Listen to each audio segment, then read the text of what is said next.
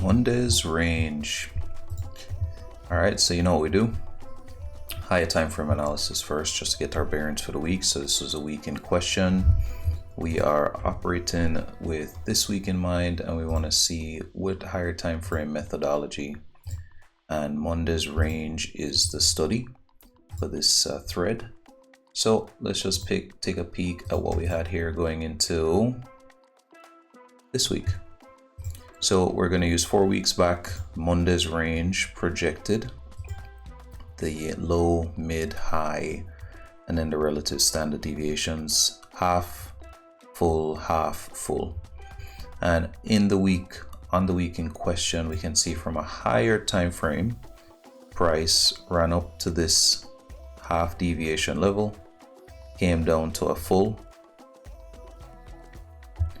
rejected off the full with CPI on Tuesday. Price ran all the way through, reached the deviation from half, ran higher, failed, starts to break down, retested from the half, and rejected to a half standard deviation.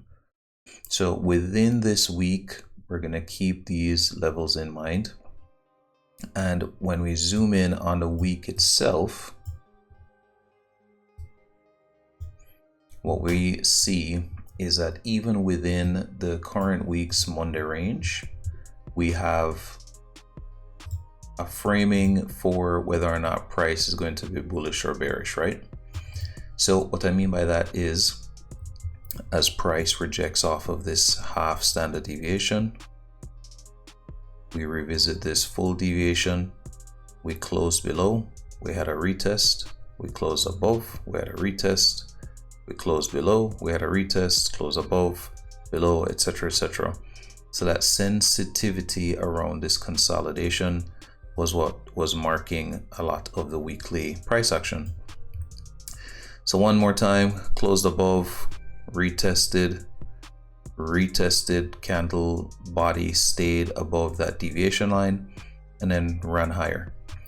We closed above, failed to retest, so there's some sensitivity all around here. Price closes above, retest, pushes higher, slam down, and you can see that we're expecting a retest of the level. We get that here on Thursday, sloshing around all of this price action for PPI, and you can see the fight between the main standard deviation level 3 and the half standard deviation level 3.5.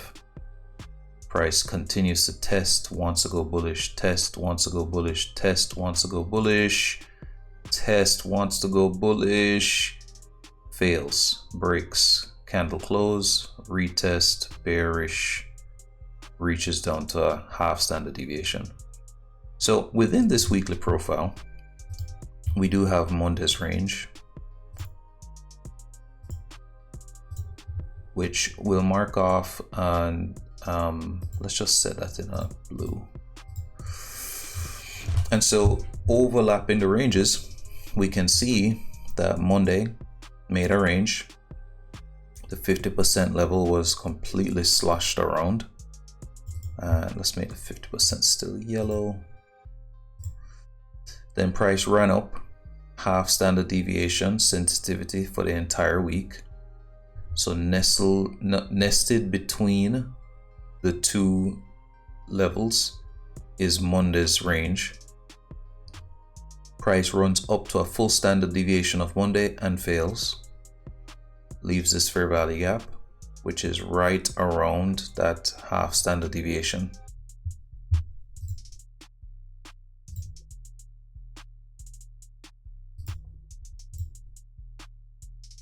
So the framing is easy to see with the understanding that if we fail to break above certain standard deviation levels, then we cannot be continuing bullish.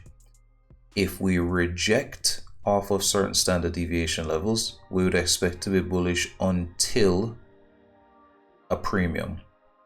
So this Monday high where price rejected at 8:30 went only as far as the fair value gap that was formed when price rejected this standard deviation level. The wicks and the sensitivity you see here are playing around the look back level of Monday and the current week's Monday price. That sensitivity holds all the way through. Once that is broken, we get a retest off of the larger framing, and then we simply consolidate around Monday's high. We were able to reach that half standard deviation, but not Monday's midpoint.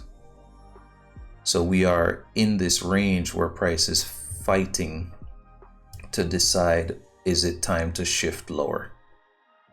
So within the weekly profile, we have those levels. And again, within the larger schematic of the 4-day look back, you can see that sensitivity in this week is based off of the 4th Monday ago.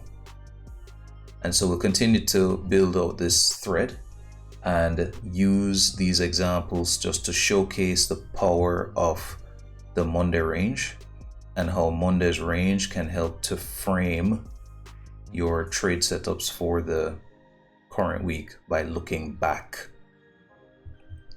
If you're above levels, you're staying bullish. If you start to break below levels, you're going bearish. And so here you can see PPI was the most disruptive.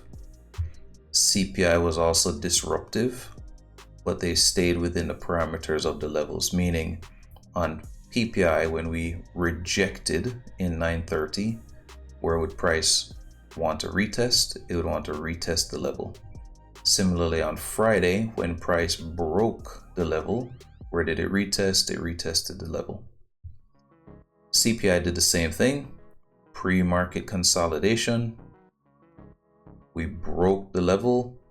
Where did we retest? We retested the level, never got below the swing low before price then ran higher. So that framing will help on when you want to trade. So if you're trading in New York and you see this kind of setup, this explosive move happening at 8:30, your retest level would be all the way down here, and you'd be looking for entries in this area with a stop below this low. Same thing here. PPI comes through, rejects, you're looking for a retest all the way here. Now whether you take a counter trend trade to there or you take a with trend trade from there, you're aiming towards the level and you're holding this trade and you're saying, this isn't moving. Certainly once price closes through it with no news on Friday, then a retest of that level would be expected and price goes down.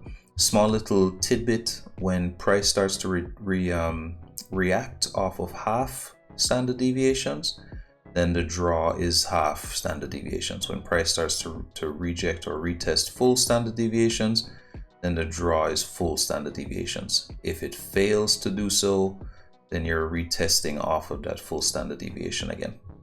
All right, cool. Another one for the Monday thread.